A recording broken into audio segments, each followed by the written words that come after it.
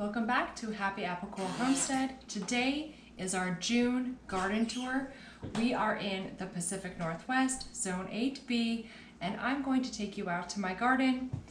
Please do not mind the mess behind me. I am making a shepherd's pie for dinner, but first, let's go see the garden. Let's start in the greenhouse. And I do have a surprise to show you in here, but we'll walk in carefully. In here, I just have 3 tomato plants in each trough.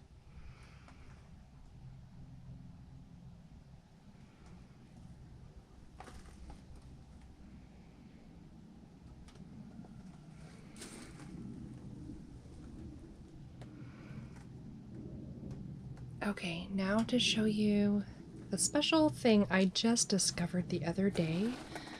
We're gonna go gently and quietly.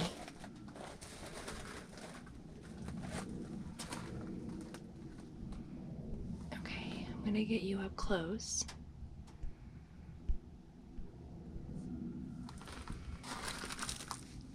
Okay, down here, it's a bird's nest, and Mama's sitting on the eggs. I don't want to scare her too much, but I want you to be able to see her if you can. This might scare her a little bit. I promise I won't hurt her. I did scare her, but let me show you her eggs really quick.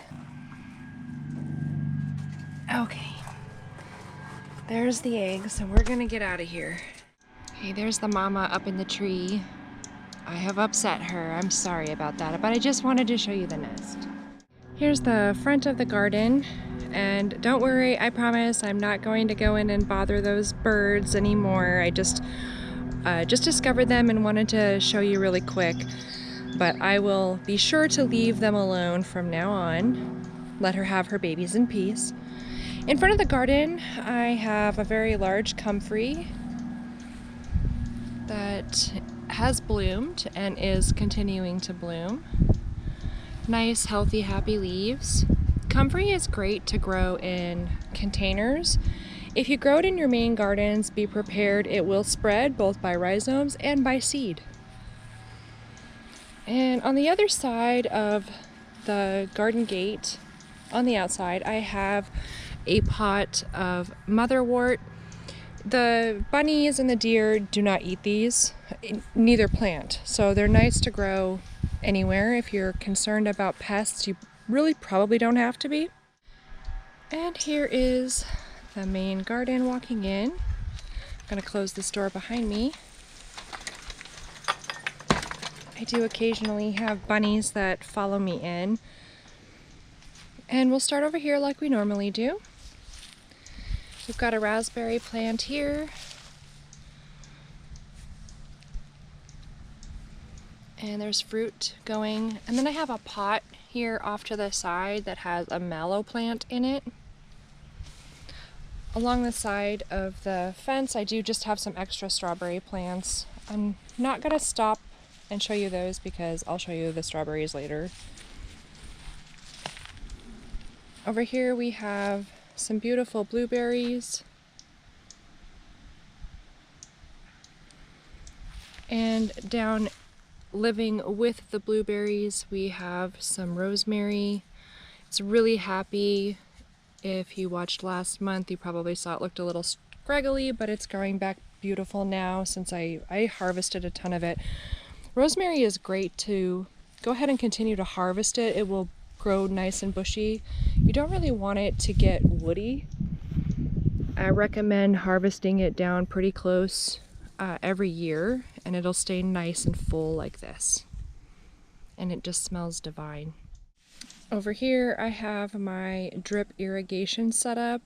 My husband hasn't had a chance to put the roof on here yet, but these do not like to be exposed to freezing weather or direct sunlight for years on end, so he's going to do something to protect them, and then in the wintertime they'll be removed. Over here the grapes are just going crazy. When we get to the back of the garden, I'll show you a little bit more about the grapes. In this bed, we have shelling peas growing on the trellis. They're doing fabulously. And in front of the shelling peas, we have jalapenos. They are starting to flower just a little bit.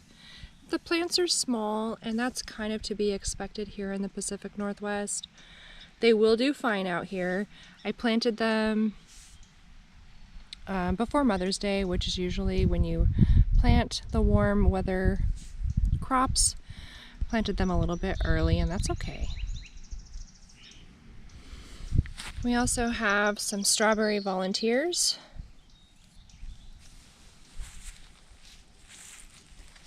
And as we go down the line, also have some mallow volunteers from last year. That's good because I need a little bit and I didn't grow it on purpose this year.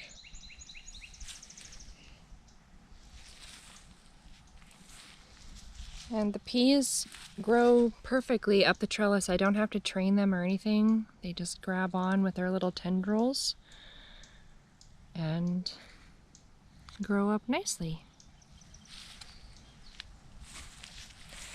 In this bed as well, we have a volunteer calendula, and I'm not weeding these out because they're just so pretty and I love to have the fall flowers. There's also a feverfew volunteer here and another calendula.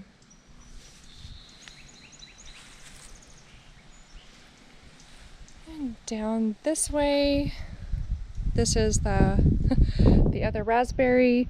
I do grow thornless raspberry shortcake variety.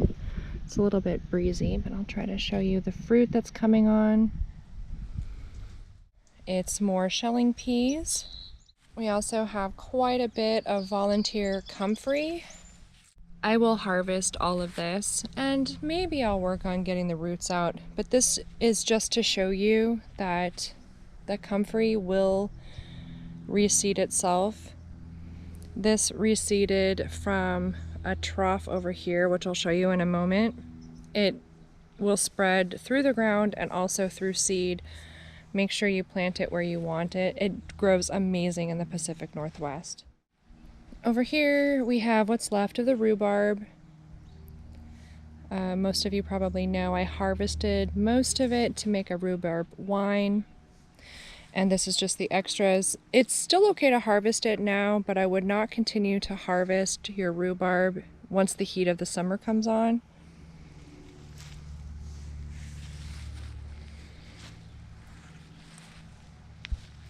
Here's my yarrow. It wasn't looking very nice.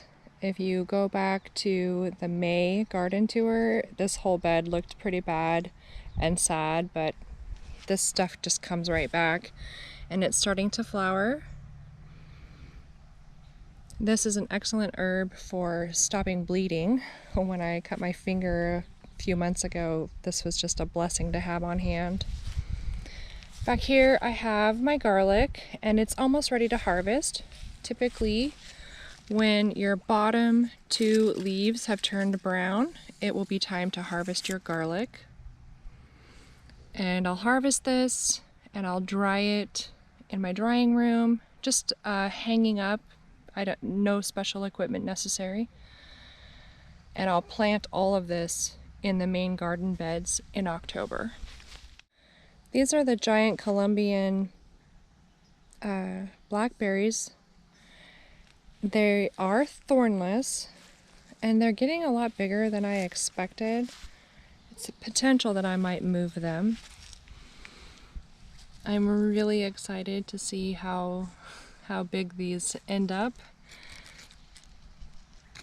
Here's a fruit here. You can see by the size of my finger, it's quite large already.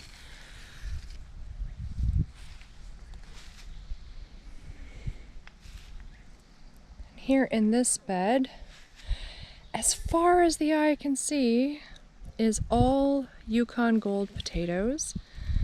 My goal is to can up 2 years worth of Yukon Gold potatoes this year, so I'm growing a lot.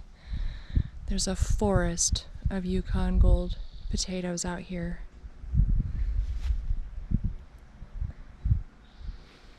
In this bed here, I have brand new baby lemon balm, and the comfrey that I had cleared out last month has already completely grown back and is flowering. I knew it would. I did not even try to get all the roots out, so I knew that it was going to come back, and that's okay because I use a lot of it. Comfrey is amazing for arthritis and broken bones and sore muscles, pulled muscles and ligaments. This bed here is more of the raspberry shortcake, the thornless variety. Won't be long now before we have edible fruit here, and I'm looking forward to having a lot of it. I just freeze my raspberries and eat them all winter long. This trough here is my main strawberry bed, and we have a lot of fruit. I have been eating strawberries every night before dinner, and it's such a nice treat. I do freeze these too. I don't can them. We don't really eat a lot of jams and jellies here on the homestead. I make some every once in a while, but mostly I just eat them every single day until they're gone. And it's packed full as it could possibly get.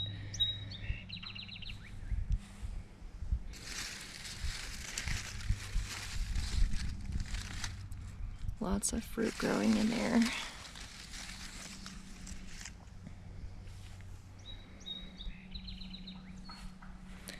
This bed here is, again, shelling peas with jalapenos in the front.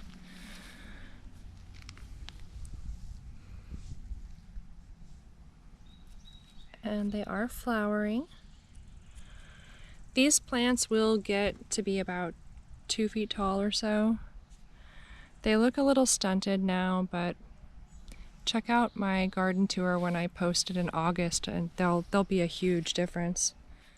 Here's some more of the raspberry shortcake raspberries, and this is more rhubarb, which I'm just gonna let grow and hang out and do its thing. I don't need any more, so I'm just gonna let it enjoy its life. Over here we have some volunteer potatoes. A couple years back I had potatoes growing here, and they're flowering, which is so pretty.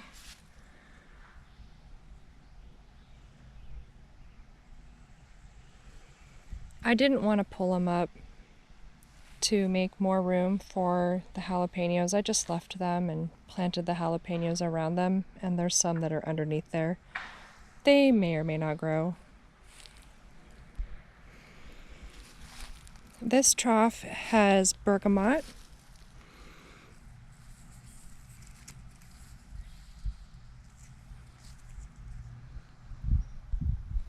It's a little bit of a slow grower, but I'll be keeping it in this trough for future years, so that's going to be its new home. This bed, as always, is my chamomile. I planted all brand new chamomile here, and it's flowering. Time for me to come out and do a little harvesting. Chamomile is another big one that we use in our family. It's safe for babies for things like diaper rash. There's not a lot of herbs you can use for babies, and as a grandma, it's important to me to have herbs that will work for children. Topically, of course. We do not give tinctures to children in my household. In this bed here, again, it's shelling peas along the trellis and jalapenos all the way down in the front. We also have some more potato volunteers over here.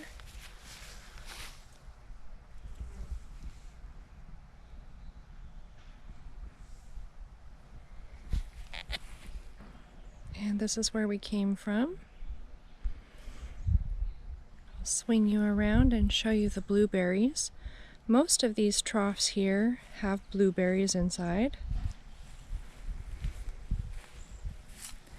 I will most likely be covering these blueberries as soon as I see the first blue one. Until then, I leave them alone. If you cover them with bird netting, at least in my area, you have to come out and double check every single day that a little tiny bird didn't accidentally come in. Mostly the robins are going to try to eat them, but sometimes you'll get a little junco or a sparrow, and they can get through the tiny little nets, and you want to come out and free them every day if they accidentally do get in. But definitely try to clamp it down as tight as you can to prevent that. These are all different varieties. I no longer remember the varieties of the blueberries that I have growing in these troughs. Over here is the peas. The peas are all grown at different stages, which is why some of them are very tall and some of them are very short. I had to replant some. Here a vole got in, so they're only this tall here, whereas these are, quite tall. But these peas will get all the way to the top of the trellis and then some.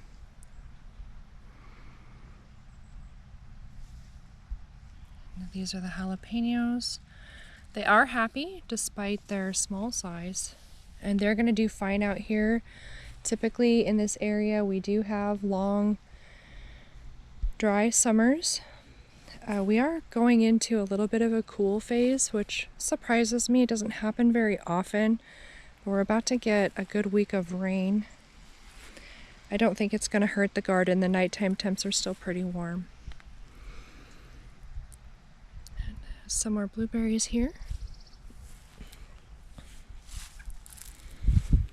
Over here I have a mason bee hive, and every year the mason bees come in and they make their nest in there, and every year the birds come and they pluck them all out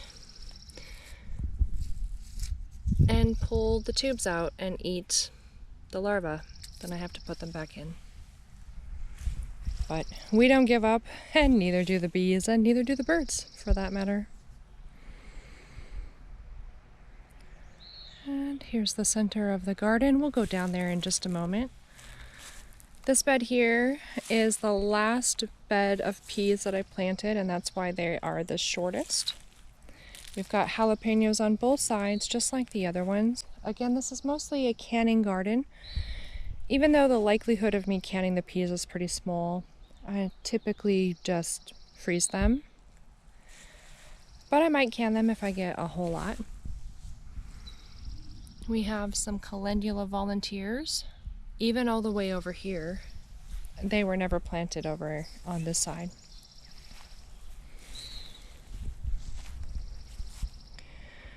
Raspberries, more blueberries. And I just wanted to show you the other side of the grapes. So these are grapevines all the way down. We have one himrod, 2 Concord grape, and 1 catawba. The himrod and the Concord grapes grow beautifully here. The catawbas almost never ripen. Keep that in mind if you're looking for grapes for your own vineyard. Here are the beginnings of the flowers, and these will eventually be the clusters of grapes. And we have a lot. I think it will be a beautiful harvest this year. Himrods are a green seedless grape. Concord grapes have seeds, but they taste like Welch's grape juice. And then catawbas, to me, taste like grapefruits, but they're still very tasty. Okay, let's backtrack the way we came and go down the middle, show you what I have growing back here. This bed here is tomatoes. I am growing paste tomatoes and grape tomatoes. Normally I use these T-posts and I tie up the grapes with twine, but this year, since I had the cages from last year when I just grew in pots, I decided to use them. And so each of my tomatoes have a cage around them.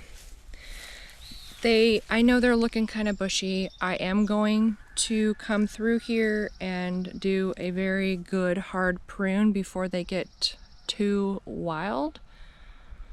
And that's important to do for your tomatoes in order to provide airflow through the bottom, which definitely helps discourage fungal growth and things like that. Also, having drip irrigation is good for that too. They do have flowers. Very pretty flowers are coming in on my tomatoes. And all along here, if you see this patch, this is purslane. I did have it growing here at one time, and it will also reseed itself all over the place, but that's a beautiful herb. And it's a succulent type herb. You can eat it in a salad, you can tincture it, you can use it in salves, and it's just a beautiful, beautiful plant. I encourage you to look it up and grow it in your garden. So all the way down are the tomatoes. In this bed here, we have a lot going on. This patch is cauliflower. And I don't think we have heads coming quite yet, but it won't be long now. When the white heads come, we'll swoop those up. Oh, actually, nope, here we go. There we go, there's a cauliflower. And in a couple days, I'll tie up these leaves, just like so. And that'll keep those heads nice and white and prevent the bugs and stuff from coming in. We've got some marigolds in here, which do absolutely amazing to keep the cabbage moths off the brassicas. And we've got some oregano. This whole big patch is chickweed. I need to harvest it desperately and get it into my dehydrator. It's huge. It's overflowing its banks. This patch is broccoli. I normally just grow umpqua broccoli, which is a heirloom, what you would see at the store called baby broccoli. And it's ready to eat. It's almost ready to flower actually, but it tastes delicious. And these stalks, these individual stalks are so sweet and very, very yummy. Next we have cabbage. This is a Caraflex cabbage, which doesn't grow round, it grows cylindrical. And we have a lot of marigold in between. Not only are they pretty, but they keep bugs away, and they do bloom until the fall. So even long after all of these have been harvested and eaten, we'll have pretty flowers out here to look at. This is celery. I exclusively grow Hadrian celery, and it grows most like what you would find in the store. A lot of times the varieties that you get from the seed markets or the seed stores, they don't grow like anything that you would find in a grocery store. Hadrian celery does. Beyond here, we have more of the Yukon Gold potatoes. So we have 2 full beds here of the potatoes, and they're all just growing very happily. This is pumpkin. I only grow the little English sugar pie pumpkins. And before long, these will be all over the place. I mean, they'll be all over the grass and all over everywhere. But I plan to train them into this area here, which is my corn. It's a small plot of corn. I don't can it or anything. It's just a nice fall treat to have. I have it covered with row cloth to prevent the birds and the mice from eating all the seeds.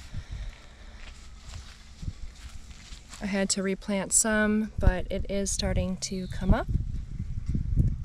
And I might have uncovered them a little bit too soon because over here we've got this big strong one, but when I uncovered them they were pretty little and a bird came and plucked out the one that was here. I'll have to replant that one. These are pickling cucumbers.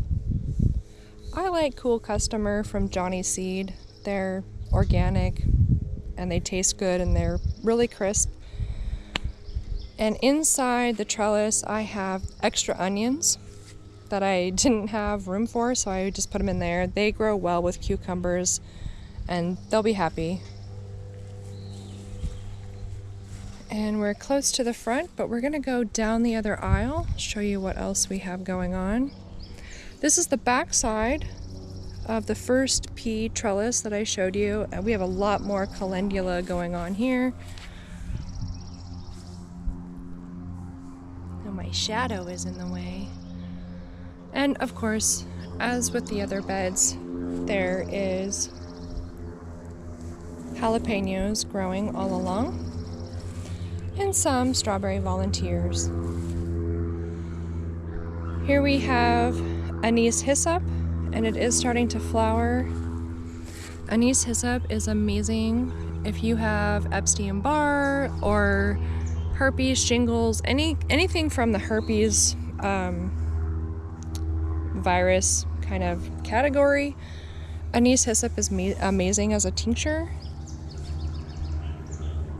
After I had COVID, I had a recurrence of Epstein-Barr. I guess I got it when I was a kid. I don't ever remember having it, but Epstein-Barr is mono. You guys are probably familiar with that name. Anyway, anise hyssop is great to get that virus dormant again. And then we've got another jalapeno here. It was just an extra that I had. And we've got savory, a couple savory, another jalapeno. We've got some oregano, a calendula volunteer. And over here we have skullcap. Careful with planting skullcap in your main garden. It does spread, especially if you leave it for a couple years. And then if we look down the aisle, we have Yukon Gold potatoes on both sides of us.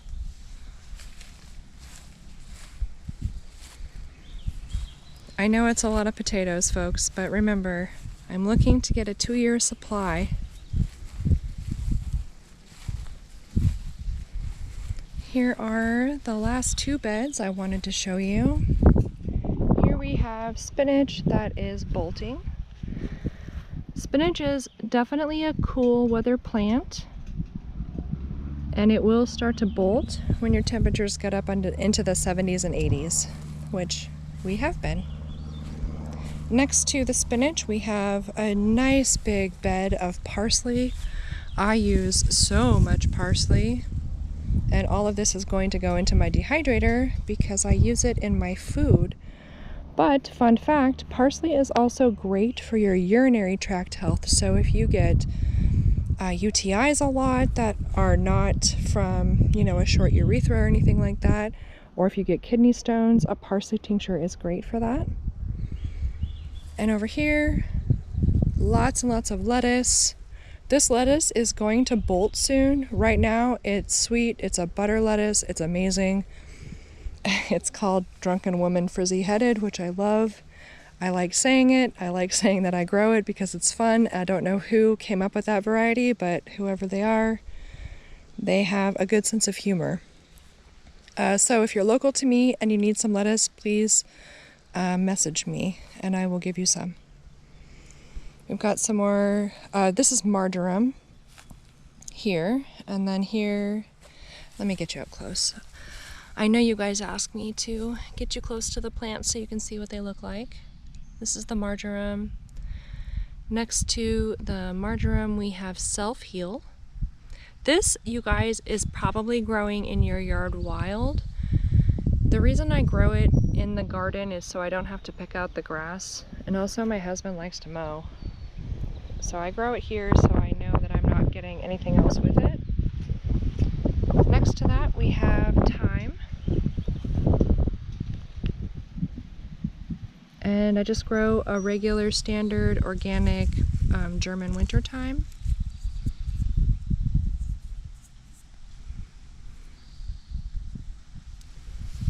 Next to the thyme we have hyssop.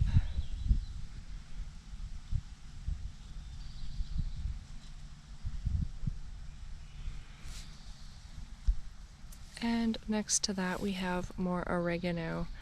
I think this one is the Greek oregano. Okay, and to reference you, we are at the back of the garden, and I'll show you the last bed. Here we have a ton of volunteer feverfew, which is good. I do need a little bit more. And this stuff will spread and reseed, so consider that when you are planting your garden. If you're growing an herb garden, you can plant the feverfew in pots if you want to. Amongst that, we have all of my onions. I know Washington is famous for its Walla Walla sweets, but I actually grow Cortland onions. They're a great organic onion. I grow them from seed, and they are wonderful for storage. When these are ready to harvest, they will actually last all the way until my next harvest.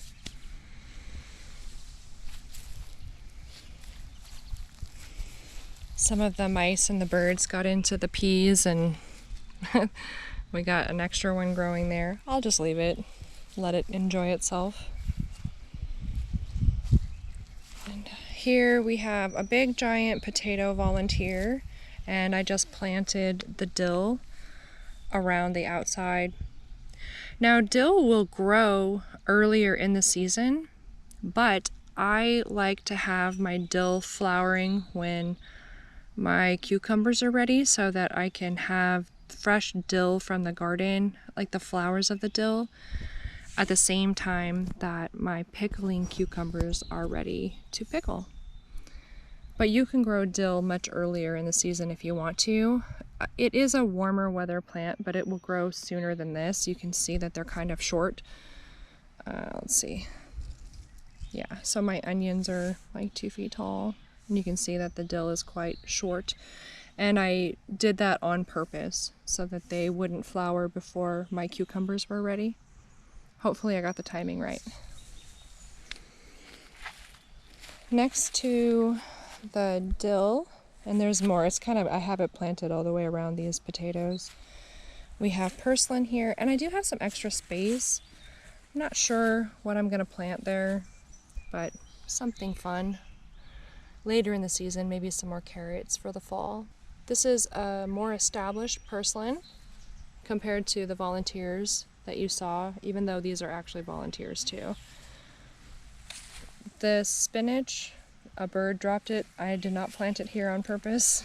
That's all right. And then we have a sweet basil growing here.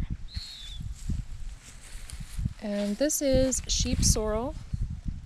I know it's a weed, but I need it for my medicinals.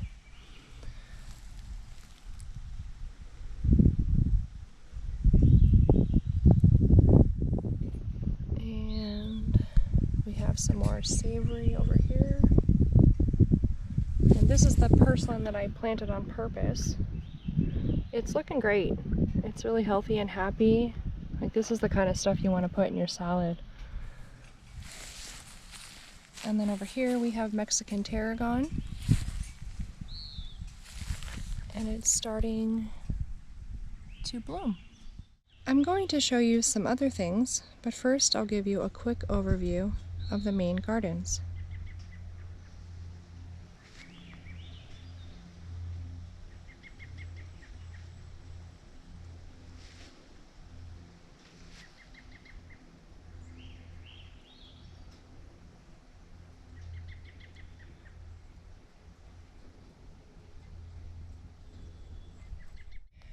June is also a great time for your planters. I'm just going to show you a couple of my little planters that I have up front in my house.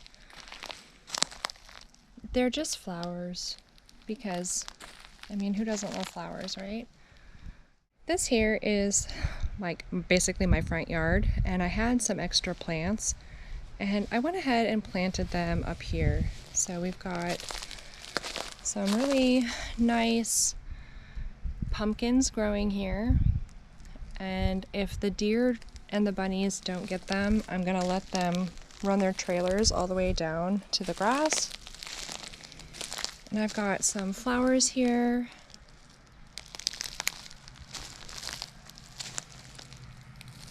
Really pretty flowers in this pot. And there's no purpose to them other than to just make me smile and make the people smile who come to my house. Along my fireplace, I have some cucumbers, extra cucumbers. Like I said, the bunnies and the deer might get them, but so far they haven't found them. They've been here for like a week or so. And I've got more cucumbers all the way down here, and they really are happy. I didn't do anything special. In fact, I didn't even fertilize this. I just dug a hole in the ground, and they're super happy. And over here, I had some extra tomato plants that I didn't sell, and they didn't fit in the main garden. And so I just have them growing over here. Again, they're really super happy. You know, no fertilizer, no special soil, no special treatment. I do keep wood chips in my front here, so there's some good composted material in the ground. And then around here, I finally, you guys will probably be so proud of me, I finally planted my arnica in the ground. And I'm looking forward to this, you know, getting nice and big. Over time, I'll leave them here. They're pretty happy, and they're really pretty. Like, look how beautiful, you guys. A flower for our pain. That's what arnica is good for, in case you were wondering. I had some extra bergamot, so I planted it here. And then we also have some mugwort. Oh, this is the bergamot. I'll get you up close. I always forget to do that, you guys. I'm so sorry. And then we have the mugwort. Mugwort is amazing for pain, particularly menstrual pain. It's also good for lucid dreaming. You can take it as a tincture or in a tea. And then here is the motherwort. Motherwort is good for high blood pressure, hormones, and things of that nature. I know I'm not giving you tons of information on what the herbs are for, but in the comments you can ask me, and I will spill the tea on how to make a tea out of all of these plants. So anyway, that's my front. And just for fun, just for kicks, I'll show you my willow tree. This pile of leaves is actually a pussy willow tree. I'll show you from the back, you'll be able to recognize it. Eventually it will get big and tall and strong, but for now it's just really, really tiny. But one of my girls got this for me. I'm pretty sure it was a Mother's Day present. And I always plant my Mother's Day presents in the front yard. And that's what this is. This is going to be well, it is a big giant lily, but it flowers later in the season. And of course, the porch flowers. Always gotta have a little hanging basket.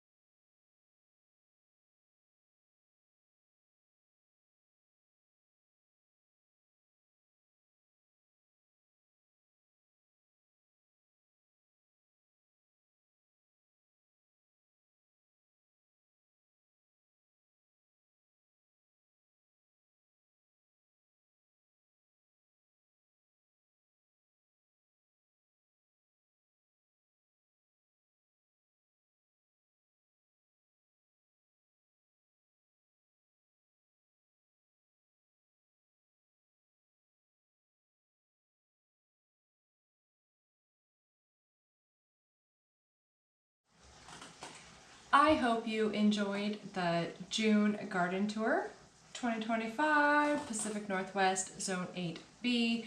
I always try to make sure that you guys know that. I hope I didn't go too fast for you this time. Let me know down in the comments if you need me to slow down a little bit next time. The July garden is going to be, whoa. That's the only word I have for it. It will be a little bit out of control, but it will be so beautiful. I hope your gardens are growing beautifully, and if you have any questions, please pop them down in the comments. I do get back to every single one of you, and I will be seeing you soon. Bye!